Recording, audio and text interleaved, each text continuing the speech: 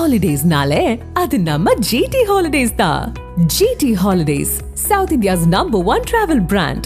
You know you are special when you're with GT Holidays.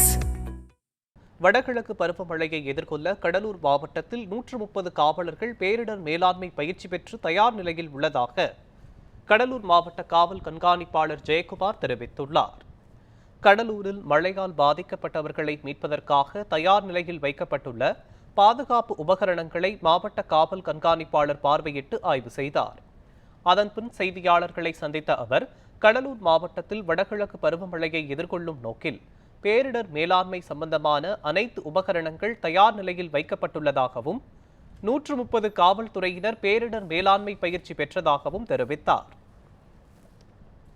Cuddalore மாவட்டத்தில் வடகிழக்கு பருவமழை எதிர்நோக்கும் பொருட்டு பேரிடர் மேலாண்மை சம்பந்தமாக இன்றைக்கு அது என்னென்ன பொருட்கள் அந்த சாதனங்கள் இருக்குது, அதாவது தயார் நிலையில் இருக்கிறோம். இதில் பார்த்திங்கன்னா நம்ம மாவட்டத்தில் கடலூர் மாவட்டத்தில் 130 பேர் எஸ்டிஆர்எஃப் பேரிடர் மேலாண்மை பயிற்சி பெற்ற காவலர்கள் இருக்காங்க.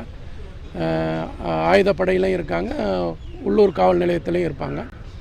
ஸோ அந்த மாவட்ட நிர்வாகம் அறிவுறுத்தலின் பேரில் எங்கே இந்த மாதிரி எஸ்டிஆர்எஃப் ட்ரெயின்டு காவல்துறையை சார்ந்தவர்கள் வேண்டுமோ அங்கே நம்ம பணிக்கு அமர்த்தப்படுவார்கள். அதுபோல் நம்மிடம் போட்டு முதற்கொண்டு அஸ்கா லைட்டு மற்றும் பவர்ஸா போன்ற உள்ளிட்ட 22 வகையான அந்த பேரிடர் மேலாண்மை பொருட்கள் நம்மகிட்ட இருக்குது. அதை இன்றைக்கி சரிபார்த்து அதை ரெடி பண்ணி வச்சுருக்கோம். ஸோ எந்த விதமான மீட்பு பணிகளுக்கும் நம்ம தயாராக இருக்கிறோம்.